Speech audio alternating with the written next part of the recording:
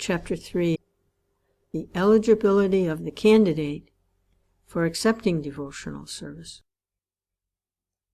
On account of his association with Mahatmas, or great souls, 100% in devotional service of the Lord, one may attain a little bit of attraction for Krsna, but at the same time, one may remain very much attached to fruitive activities and material sense enjoyment, and not be prepared to undergo the different types of renunciation.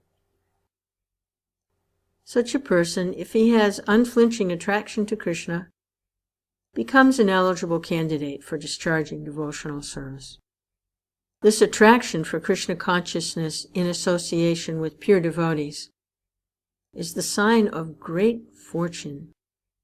It is confirmed by Lord Chaitanya that only the fortunate persons, by the mercy of both a bona fide spiritual master and Krishna, will get the seed of devotional service. In this connection, Lord Krishna says in Srimad Bhagavatam, 11th Canto, "My dear Uddhava, only by exceptional fortune does someone become attracted to me, Krishna. And even if one is not completely detached from fruitive activities, or is not completely attached to devotional service, such service is quickly effective." Devotees can be divided into three classes. The first, or uppermost class, is described as follows. One is very expert in the study of relevant scriptures, and also expert in putting forward arguments in terms of those scriptures. He can very nicely present conclusions with different discretion and consider the ways of devotional service in a decisive way. He understands perfectly that the ultimate goal of life is to attain to the transcendental loving service of Krishna, and he knows that Krishna is the only object of worship and love. This first-class devotee is one who has strictly followed rules and regulations under the training of a bona fide spiritual master, and has sincerely obeyed him in accord with revealed scriptures. Thus, being fully trained to preach and become a spiritual master himself, he is considered first class. A first-class devotee never deviates from the principles of higher authority, and he attains firm faith in the scriptures by understanding with all reason and arguments. When we speak of arguments and reason, it means arguments and reason on the basis of revealed scripture. The first-class devotee is not interested in dry speculative methods meant for wasting time. In other words, one who has attained a mature determination in the matter of devotional service can be accepted as the first-class devotee. The second-class devotee has been defined by the following symptoms. He's not very expert in arguing on the strength of revealed scriptures, but he has firm faith in the objective. The purport of this description is that the second-class devotee has firm faith in the procedure of devotional service unto Krishna, but he may sometimes fail to offer arguments and decisions on the strength of revealed scripture to an opposing party.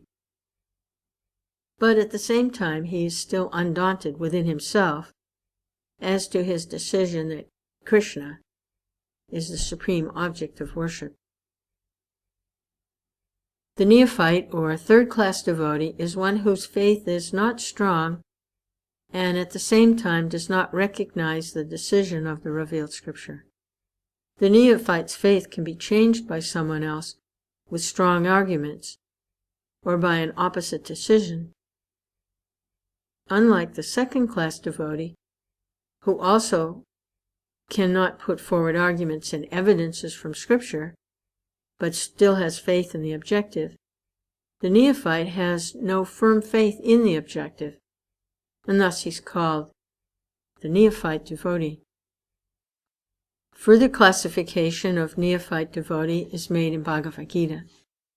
It's said that there are four classes of men, namely those who are distressed, those who are in need of money, those who are inquisitive, and those who are wise begin devotional service and come to the Lord for relief in the matter of their respective self-satisfaction.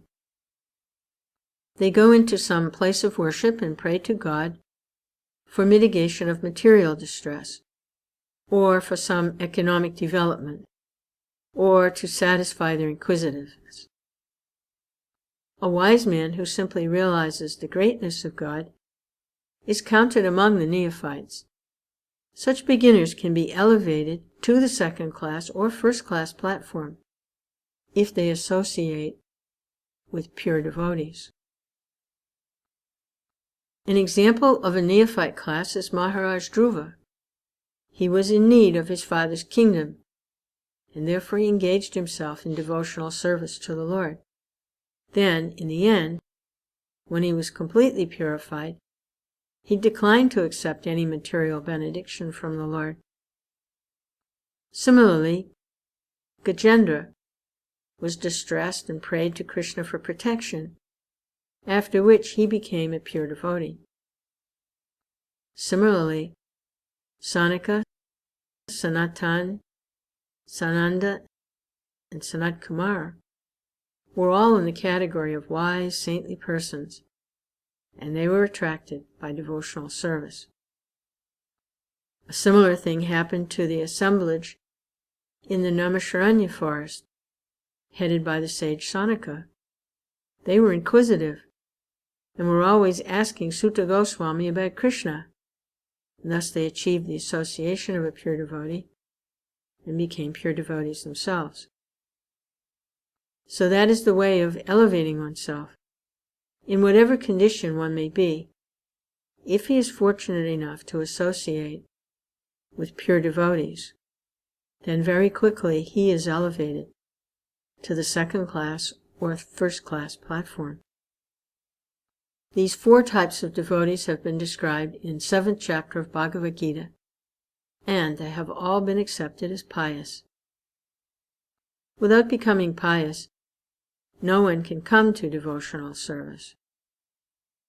It is explained in Bhagavad Gita that only one who has continually executed pious activities and whose sinful reactions in life have completely stopped can take to Krishna consciousness. Others cannot. Neophyte devotees are classified into 4 groups: distressed, those in need of money, inquisitive, and wise, according to their gradations of pious activities. Without pious activities, if a man is in a distressed condition, he becomes an agnostic, a communist, or something like that, but he does not firmly believe in God. He thinks that he can adjust his distressed condition by totally disbelieving in him. Lord Krishna, however, has explained in the Gita that out of these 4 types of neophytes, the one who is wise is very dear to him, because a wise man, if he's attached to Krishna, is not seeking an exchange of material benefits. A wise man who becomes attached to Krishna does not want any return from him, neither in the form of relieving distress nor in gaining money. This means that from the very beginning, his basic principle of attachment to Krishna is more or less love. Furthermore, due to his wisdom and study of Shastra, scriptures, he can understand also that Krishna is the Supreme Personality of Godhead. It's confirmed in Bhagavad Gita that after many, many births, when one becomes actually wise, he surrenders unto Vasudeva, knowing perfectly well that Krishna, or Vasudeva, is the origin and cause of all causes. Therefore, he sticks to the lotus feet of Krishna and gradually develops love for him. Although such a wise man is very dear to Krishna, the others are also accepted as very magnanimous, because even though they are distressed or in need of money, they've come to Krishna for satisfaction. Thus they're accepted as liberal, broad-minded Mahatmas. Without being elevated to the position of a jnani, or wise man, no one can stick to the principle of worshipping the Supreme Personality of Godhead.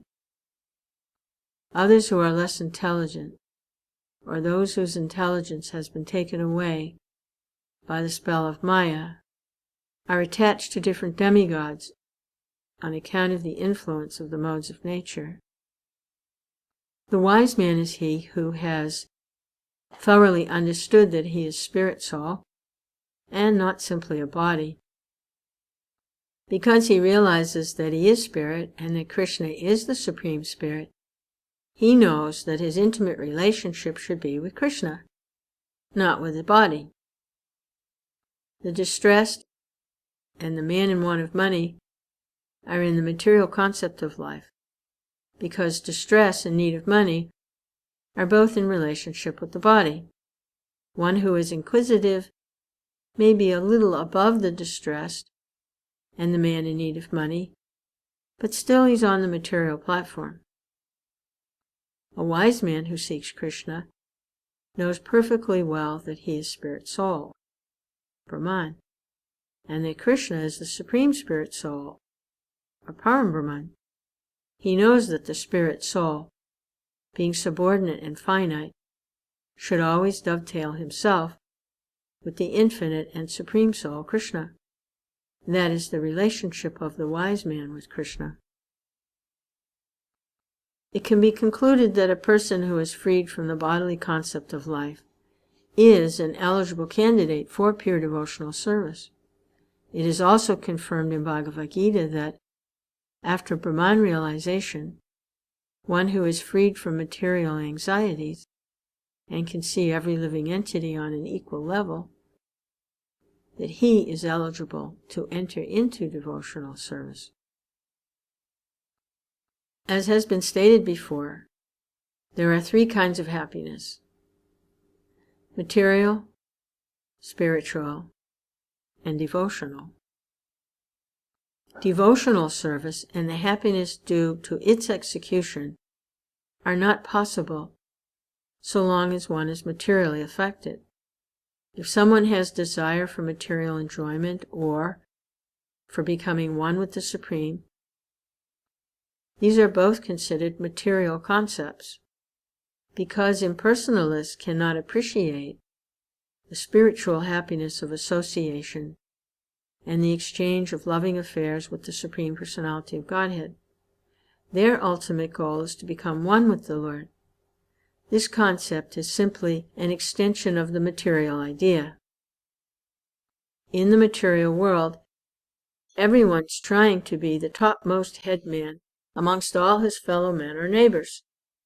Either communally, socially, or nationally, everyone is competing to be greater than all others in the material concept of life.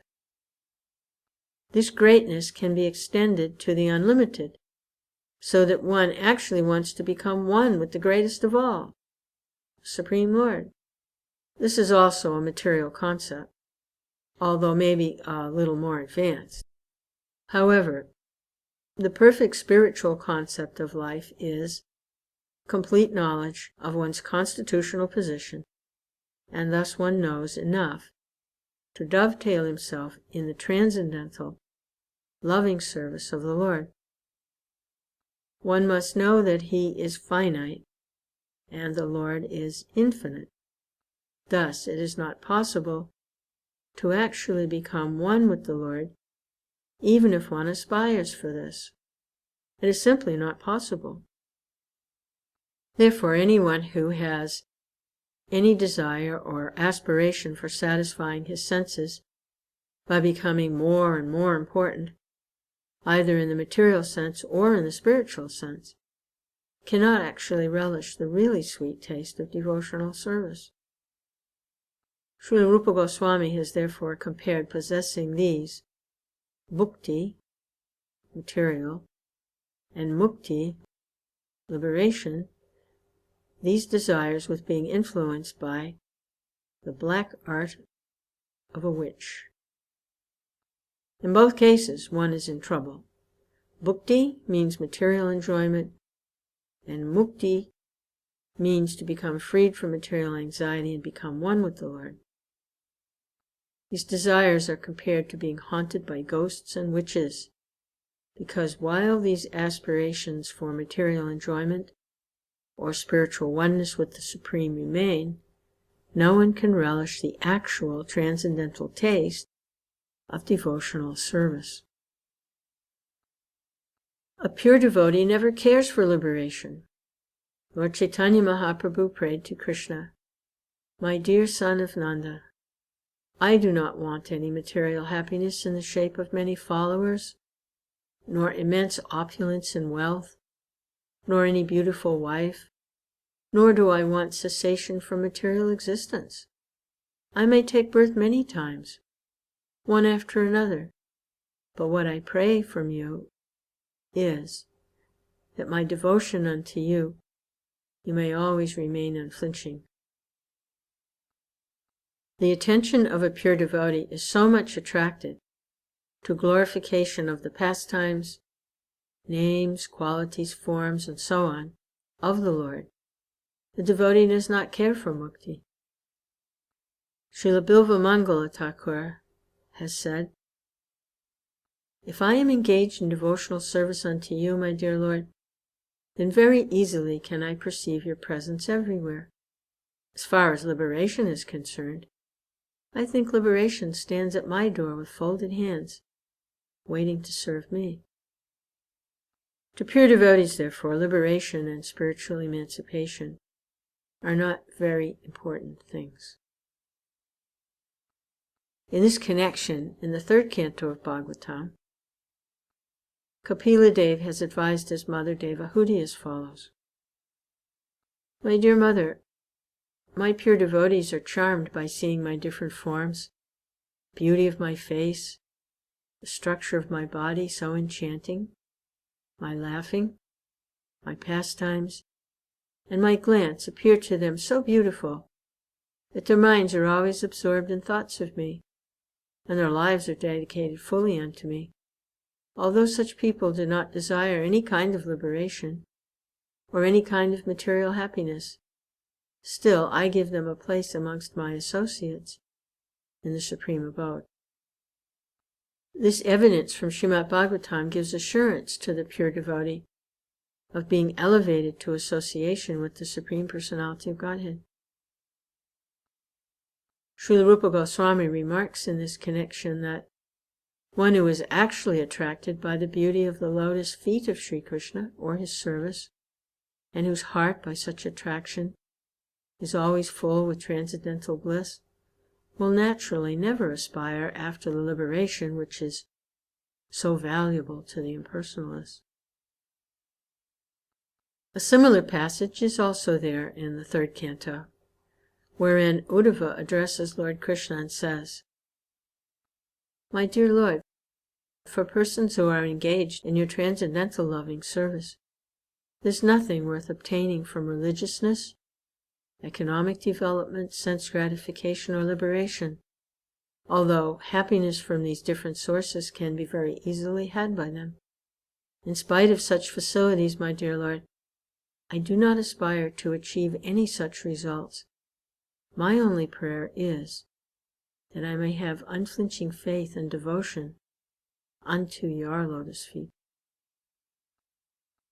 A similar passage appears in the 3rd canto, where Kapila Dev instructs his mother and says, "My dear mother, devotees whose hearts are always filled in the service of my lotus feet, and who are prepared to do anything for my satisfaction, especially those who assemble together to understand my qualities, pastimes, and form, and thus glorify me congregationally, and derive transcendental pleasure therefrom, such fortunate devotees never desire to become one with me, and not to speak of becoming one with me, if they're offered a post like mine in my abode, or opulence like mine, or even personal association with me with similar bodily features, they refuse to accept, because they're satisfied simply by being engaged in my devotional service. In Srimad Bhagavatam, 4th Canto, King Dhruva says,